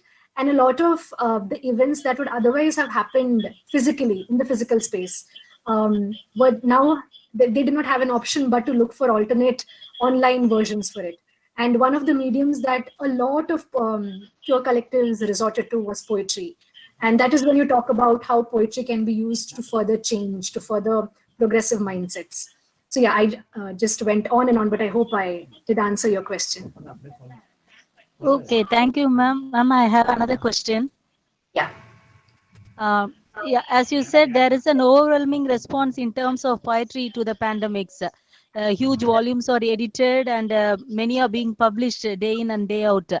But at Yes. one point, there are, on the other side, there are also criticisms like why poetry is made so big. Poetry is made big, and do we need poetry first of all when people are dying? This is one aspect, and some people do say, I read a few articles in the Hindu recently, maybe in the month of March and April, and there are some criticisms like why poetry is no so much of poetry on pandemics and not so much on the other deadly diseases like cancer or AIDS or Zika virus or dengue, etc. What is your stand on it, ma'am? So I would say that to begin with, everybody will have a suggestion, an opinion to whatever it is that's happening around us. Yes, for sure. But it is the person who is um, engaging in the art or in the act of writing poetry that feels that there is something over here that's changing for me in some way or the other. Or it's possible that the output that I have might help someone else who reads this poem then relate with it better, or relate with the experience of being in the pandemic better, or the sense of ennui, or the sense of anxiety, or the sense of uncertainty. Someone else who reads this might find a greater sense of relatability while they read this poem. So if you question the whole purpose of art, if you question the whole idea of art and literature, you can have a conversation that will have no end. All right. But of course, there are people who talk about the use of art and poetry during the pandemic. I would say that it is art and poetry, it is art and literature that helps us make sense when nothing else makes sense around us. For many people, it is resorting to expressions and forms of expression that have existed since long, that then give us or enable us or encourage us to make sense of or accept or acknowledge the reality around us. I hope I answered your question. Yes, ma'am. Absolutely, ma'am. Convincing, ma'am. Thank you. Thank you. Thank you. Yeah. Is there any more questions? Okay, so Jerin, we have some questions in the chat box. Shall I read it to you, or can you find it? Yeah. So there's a question by Victor. Kindly repeat the list of texts in which plague has been contextualized in the past. Yeah, I can do that. But I must also say that this is not a comprehensive list. This is a list that I came across while I was preparing for this lecture. But to begin with, as a beginning reading material resource, yeah, I will just read that out. Ida ma'am, hello, Ida ma'am, can you please mute yourself? Okay, Ms. Jerin, please continue. So there is, of course, Boccaccio's The Decameron. There is Albert Camus' The Plague. There is Daniel Defoe's A Journal of the Plague Year. Margaret Atwood's Oryx and Crake. Peng Shepherd's The Book of M. This is a pretty recent book. It came out in 2018, but it might be interesting for some of you who are interested in reading contemporary literature. There is Mary Shelley's The Last Man. Maugham's The Painted Veil. Camus' The Plague, yes, I spoke about it. Gabriel Garcia Marquez's Love in the Time of Cholera, 100 Years of Solitude, and Bertolt Brecht's Galileo Galilei, which is a play. There is this author Brooks, whose title Years of Wonders. It refers to one of the pandemics in history. That might be interesting for some of you. There's this, I'm sorry, there's this work called Blindness by Saramago from 1995 as well. This could be a starting list of sorts. I hope that is helpful. Yes, Mr. You had, and of course, before that, you can also go back to Shakespeare. You can go back to most of the canonical texts and look for references and instances as to how the plague finds place in most of these literary texts. But of course, they might not contextualize the plague so much, but they have been in some way or the other impacted or influenced by the plague. Yeah. You had a question before that by Tina Jose. How has online media changed the approach to art, especially in the current scenario? I would say that So there are two opposing views over here. On one hand, we have people being a lot more confident of engaging in being encouraged and then actually engaging in artistic pursuits and literary pursuits like writing poetry, writing fiction, writing short stories. I have been following literary magazines online in the past 1 year. And I can say for sure that when I started looking out for these sorts of magazines at the beginning of last year, and the number and the way in which the number of these magazines have grown in scope geographically, virtually, with regards to the thematic scope and overview that these journals look for representation and look for works in, they have increased manifold, which also tells us then that there is a growing consumer base steadily on the rise for works of art and works of literature. Okay, so on one hand, we see that the reading base or the consumer base or the viewer base for different kinds of literature is increasing. And that is also ironically happening because there is a greater access to different kinds of art and literature due to the influx of online media and media platforms. So it is easy for that matter to, instead of look for multiple poems, say for example by Shakespeare, you can just follow multiple Shakespeare related groups on Facebook or on Instagram, and you will find a lot of these his works and his poems, his plays, his essays for that matter, fine-tuned and picked out based on your interest and experience. So this works both ways because on one hand, it is the market that's propagating the market. It's the social media and it's online media platforms that enable us to again go out to bring out a larger sense of platforms or larger kinds and different varieties of platforms for these texts and artistic explorations and pursuits. And at the same time, there is also a perspective that does not change. Like I discussed in the previous question, there is a sense of critique and criticism towards art and literature as to what does art do? What is the ultimate purpose of literature when we have so many other things to look at and counter and, figure out as a society? How do you sort of justify you using art and literature to say, propagate your interest in many senses if someone on the other hand looks at you as coming from the other end. But as I said before, it's not just the queer community, for instance, that's using art and literature to take forward their different causes. Art of late has been used to talk about different kinds of violence, different kinds of abuse. It's used to talk about caste issues. It's used to talk about issues of marginalization. It's used to talk and address and engage and respond and react to political affirmations that are happening around us, to political scenarios to which if we as individual people respond directly, say for example on Facebook, your post will be taken down. But if you respond to it using an art form or the medium of poetry, there's a greater impact that you're creating with it, right? So these are different ways in which different people use art. One is to encourage them to believe and take forward whatever cause it is that they believe in, and two, to also use it as a medium to bring forward the conversation of whatever it is that they want to speak about and bring to the focus of the community conversations or discussions for that matter. I hope I answered that question adequately. Tina, I hope I answered that adequately.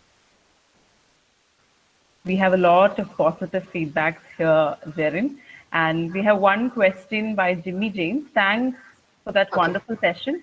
You talked about, I'm guessing, how art during pandemic should or need not be looked at from the point of view of content.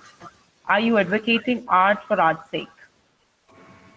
Yeah, that would be a difficult question for me to answer, being an artist myself, but I would say yes, to a great extent, because while we as students of literature or students of art and culture propagate the idea of art for art's sake, you can't completely do away with the fact that art can be used as a potent form, as a potent mechanism to dismantles age-old structures of oppression, of hierarchy, of abuse, of misogyny. The list can go on and on, right? But while also appreciating art for what it is, if you also look at art or use art as a medium, as a tool to be able to bring about change in multiple senses, create awareness in multiple communities, for multiple people who sometimes might understand better using the medium of art or culture or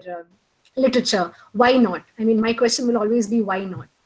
Of course, one should definitely look at and appreciate art in its true sense, in its very essence, but also at the same time look at all the possible kinds of potency that art brings with it, and of course, the use and the way in which each person uses art will be subjective to their own experience, to their own causes, to their own passions. Some might write poetry just because they like to write poetry. That's all. I look at nature, nature inspires me, I write poetry. For some, it might be the case that for me, nature is a muse. So I'm looking at nature as a muse and I'm writing poetry. For some, writing nature poetry might be a comment on the climate crisis that's happening right now. For some, looking at nature and writing poetry might talk about how the world is all inclusive. They might extend the narrative to talk about veganism, vegetarianism. They might further take forward the discussion by using nature poetry to talk about how the world is a world for all. We should be inclusive in our practices. Then you can talk about disability and being more inclusive in practices and kinds of social infrastructure, social infrastructure, education, different aspects of society wherein you need to be more inclusive. You can talk about how all genders need to be appreciated and acknowledged and accepted. You can talk about how women are, not just women and men, but all genders deserve an equal place. You can talk about how caste hierarchy needs to be abolished. You can talk, so when you just by looking at that one concept of nature, right, you can go from where to where. All right, so it is a subjective experience, yes, but I would also say that while appreciating art for what it is, we should not negate its potency to actually bring about change. I hope I answered that question. In line with the same question, you have another question. Do you think there is a difference in the response to the lockdown in male and female psyche? There is, I believe. What is your take on it? Posed by the same person. When you say male and female psyche, what exactly it is that you mean? If you could please elaborate.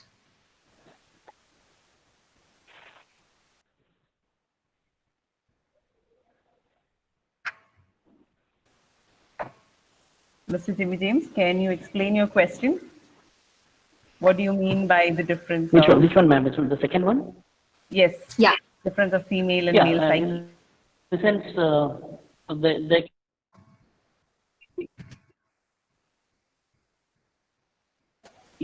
there can be a difference in which the male psyche responds to the female psyche is subject to more of oppression by the society. Okay, if I limited existence, which feminism in one sense was proposed. So in that sense, hello. Yes, you're audible now. Can you? Hello. Okay, should I repeat it? I think what I want to say is. Yeah. Go ahead. I think I got a sense of what you're asking, but you can repeat if you please. Yes. Yeah. What I meant is that female psyche is usually.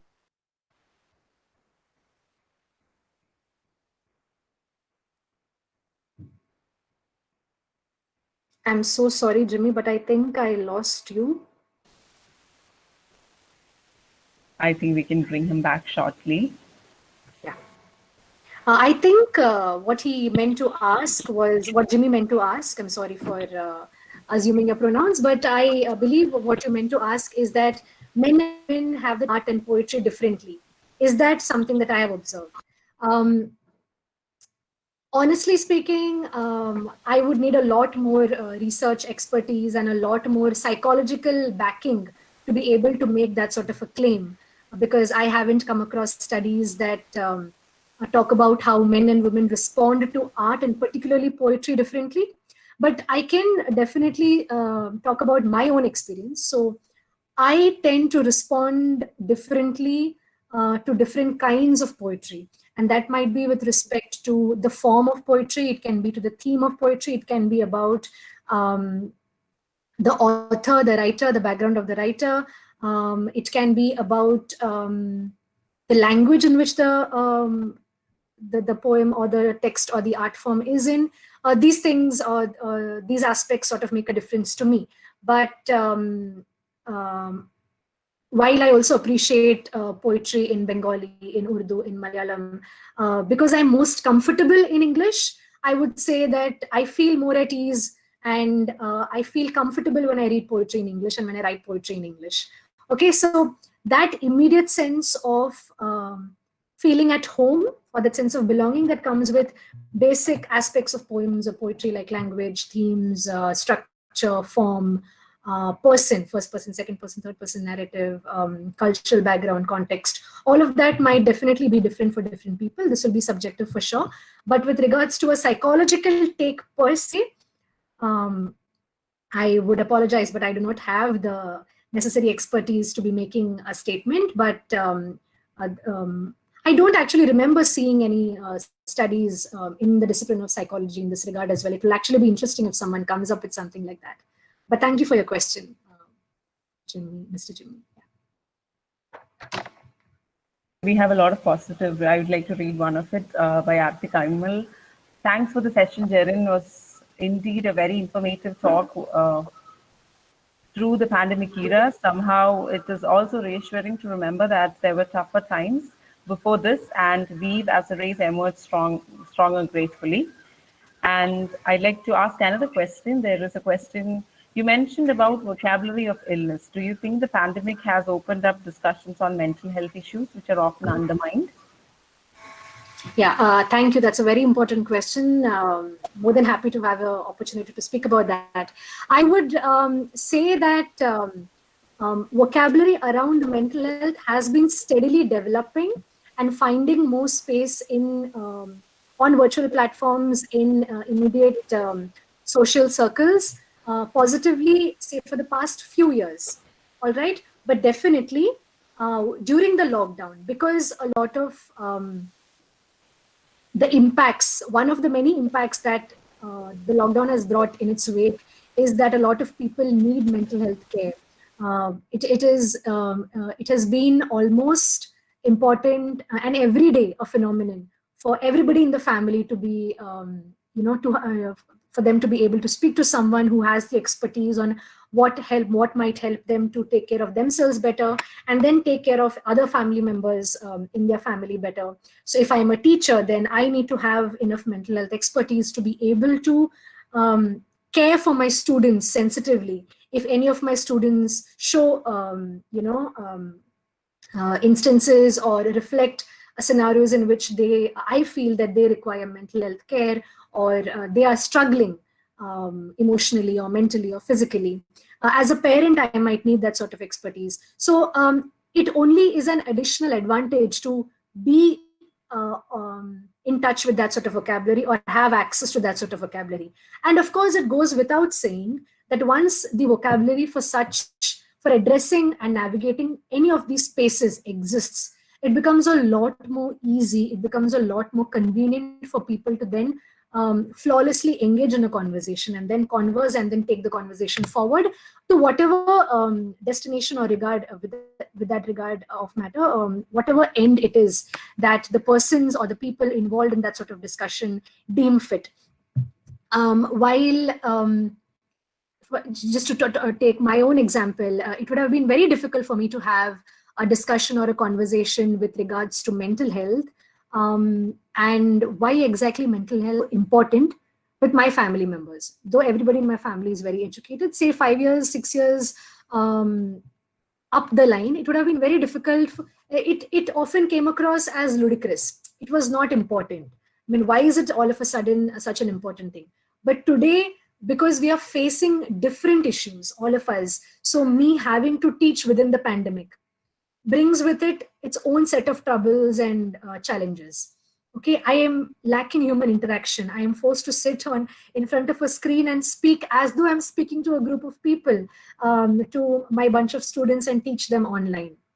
Okay, you're attending a conference or a seminar and you're virtually presenting to apparently the most distinguished and dignified guests out there. Okay, where is that sense of validation exactly coming from? So the sense of reassurance, the sense of feeling uncertain, all of these are issues that we all grapple with. This could be in regards to, say, financial instability. It could be with regards to me having grandparents back in Kerala who are alone right now, and we as a family are constantly worried about their well-being, and we know for a fact that it is difficult for us to be able to travel to Kerala right now and ensure that they are not alone. So it has become an everyday conversation. Once that vocabulary existed, we all realized as a community that the vocabulary was so essential to our everyday being and to our everyday relations, our everyday conversations. And now it's a lot more possible for us to be engaging in these conversations as well, now that the vocabulary exists. And this concept can be extended to other topics, to other kinds of issues and themes as well. If you take the whole idea of gender justice, for the longest of time, we have referred to people as binaries, men and women. Okay, but now because mental health vocabulary has come in, and because gender justice in its own kind has sort of taken root, and the whole the reading down of 377 and the trans bill that was passed after that, so on and so forth, has also brought with it this urgency to use vocabulary when it comes to gender justice sensitively. So now you don't assume or appropriate someone's gender without asking them what they would identify themselves as. And you would be mindful while using gendered phrases. You would not say he or she, you would say they. Okay, you would not say police woman, but you would say police person. And all these are things that I am now able to teach my students or talk about in lectures because the vocabulary now exists. And then we realize that the conversation can be extended in so many ways, because it then grapples with and addresses so many issues that have been sourced back to society, and different kinds of problems that society has historically been facing and engaging with. I hope that I have the tendency to go on and on while answering. I'm sorry about that, but I hope I answered your question adequately. Thank you, Jerin. There's just one more question. I think we have exceeded our time. Is there any fiction or poetic works based on this current pandemic situation? So the thing is that, to be very frank, there's a lot of poetry that's coming out right now, a lot of artworks, a lot of literature that's coming out. But if you try to access them, how will you access them? You'll try to access them using online sources. And what will you type as? In order to be able to access these works, you will type pandemic literature, or you will type lockdown literature, or you will type plague literature.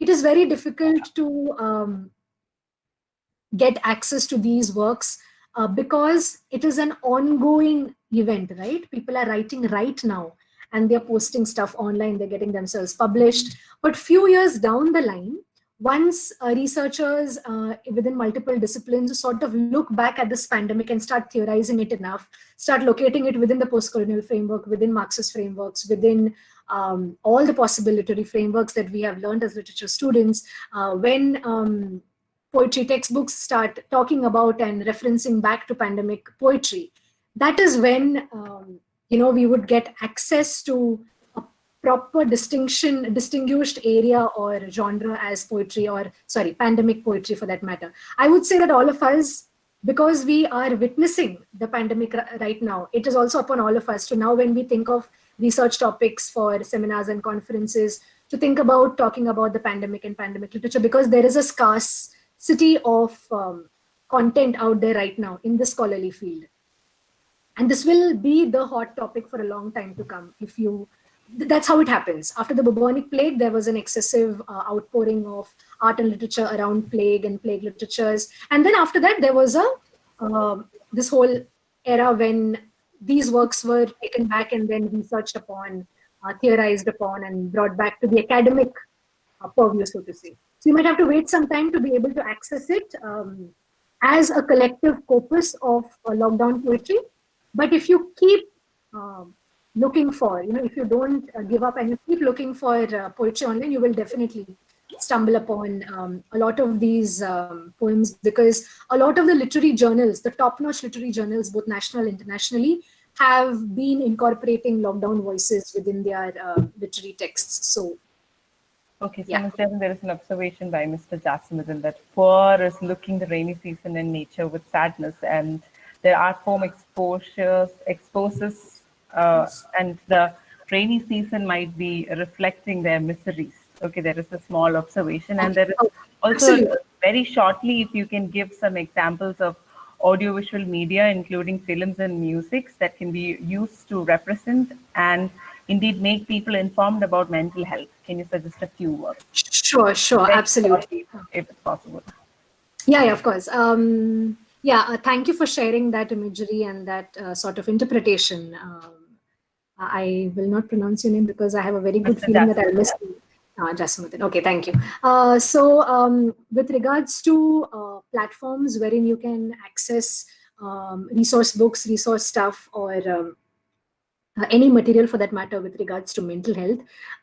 If you are users on Instagram, if you are followers on Instagram, there are multiple pages that talk about mental health. You can follow One Future Collective, which is my organization. We have a whole department for mental health. And usually what happens is the whole system works on algorithms, right? So if you like a few of these really important pages, then a lot of the other pages will come up as suggestions. So then as and when you keep liking and unliking pages, you can look at their content before liking and following them.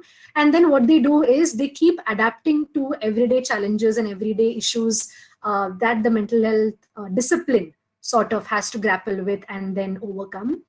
And they'll keep you updated about latest mental health vocabulary, gender just mental health vocabulary, feminist mental health vocabulary, so on and so forth. The same also can be done on Facebook, but unfortunately on Facebook it becomes a lot more difficult because I would say that in my observation, it's not controlled enough, which is why Instagram proves in many senses to be a safe space, because you can choose who are following you, you can choose who you're following to a great extent. It's also a very interesting study if you would like to look at it. A lot of these pages find a good sense of hosting on Instagram than on other platforms.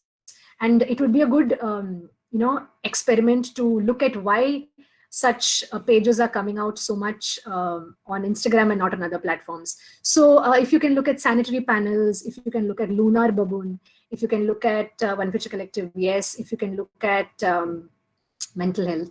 I might need some time to actually recollect names, but just try to follow these few pages and then you'll keep being sent to different pages that come up as suggestions. So yeah, thank you. There's one more question, so I thought it's just only question, so why not just answer it? It's posed by Shanti Krishna. This COVID pandemic might be a theme for future literary works. Simultaneously, many artists like those who work in the film industry are thrown out of their living by this pandemic. We find a constant struggle between real life and art here. How do you look at this contradiction during the pandemic? I would say that the contradiction in itself is not a novel observation, because that is how it has been. I'm not generalizing, I'm not commenting. I'm just saying that this is a kind of observation that has been made through the course of history as well. Whenever a pandemic or a plague or an epidemic sort of attacks a particular place geographically, physically, metaphorically, historically, the immediate representation of that particular epidemic or pandemic or plague gets restricted, it gets curbed. And then after a few years, when resuscitation of sorts happens, is when artists and researchers and literary enthusiasts go back and draw from these themes and then work on them. So I do agree with the initial bit of your question. And how do you look at this contradiction? So I would also say that it is a human given, it is a human tendency that we adopt and adapt to the situations and challenges that are thrown at us. And with respect to the film industry, of course, there's a halt. But if you look at it closely, you will see as to how people within the film industry are looking at alternate ways and means and forms to sort of bridge the gap. So then they are now coming up with Amazon Prime web series, or they're movies that should have otherwise come out or launched officially are now they have no option to an extent also, yes, but they're coming out on multiple platforms, wherein yes, the economic benefit of it is proving difficult for filmmakers per se. But I think if we give it some time, what will ultimately end up happening is that, when you talk about education also, we waited for 2-3 months, and then because we saw that this pandemic is here to stay for at least for quite some time, we then ultimately resorted to online teaching. Similarly, every industry will at some point have to adapt and adopt and come up with alternative solutions to entertainment as well. So yeah, it is contradictory, yes, but it is a challenge that needs to be overcome. Okay, thank you so much, Jerin. And now I'd like to invite our faculty, Mr. Jimmy James, for official vote of thanks.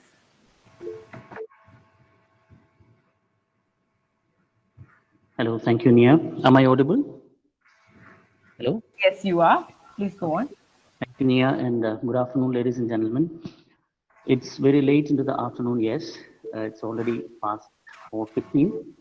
In fact, our scheduled time was 4 o'clock, but I think it is unfair to wind up this session without thanking this wonderful discourse person and wonderful participants that we have had today. In fact, when I was listening to the lecture, I thought that Jerin has touched upon a lot of issues, which each of those issues could be a topic for another series of webinars, especially when she talked about art as escape and art as an expression of lived reality, art as therapy, and even art as resistance. I think art as resistance is something that can be explored further. And I also thought that she would be talking a bit more about the gender issues that are involved in it. And yeah, I had a time limit, I'm sorry. I understand. And that's why I tried to pose such a question, but there was some technical error with regard to net connectivity, and I couldn't complete the question. But anyway, I think this, as you said, in your presentation, there are some novels or some works of art which are left unfinished for us to explore more. I think your session was also like that, where we can have more discussion, productive discussions, and we look forward to having that. And thank you very much for this wonderful session. It was really informative. It was really interesting. You made us participate in it by asking our comments and such things in between. Plus your interactive session. It was really wonderful. I'm quite sure that the participants also enjoyed it. Thank you very much, Jerin, on behalf of the Department of English, on behalf of the college. Thank you very much. Now my sincere gratitude also goes to the participants. In fact, there was in the initial stages we thought there will be a reduction in the number of participants, but towards after the first 10 minutes we could see the number rising, and we reached the maximum limit of a Google Meet, and then hopefully we had more participants in the YouTube link as well. So thank you, dear participants, all the participants who have contributed with your questions and with your presence and participation. Thank you very much. And of course, to the vibrant coordinators of this webinar, the pride of our department, Shruti and Nia, who moderated today. It was a wonderful job that they have done, and we could see the preparations, the effort that was being taken by these two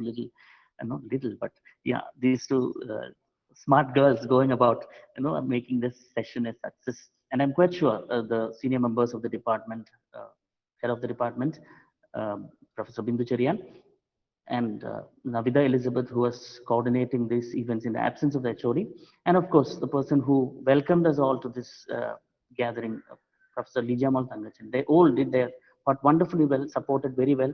Thank you very much. And the the technical team, the silent operator behind all this was actually Tina ma'am, who was going about dealing with the technical side of it. Thank you, Tina ma'am, for the support that you have rendered. And of course, the college, the management, they have given us a wonderful support. The IQAC of the college has given us a wonderful support. In fact, the IQAC coordinator was running after us, asking if there are any problems, if you need any help in between. So all of those, people who contributed to it, they have actually made this happen. We have sessions coming up in this series. And so we look forward to the participation of all, including the resource person, in our next sessions as well. Thank you very much.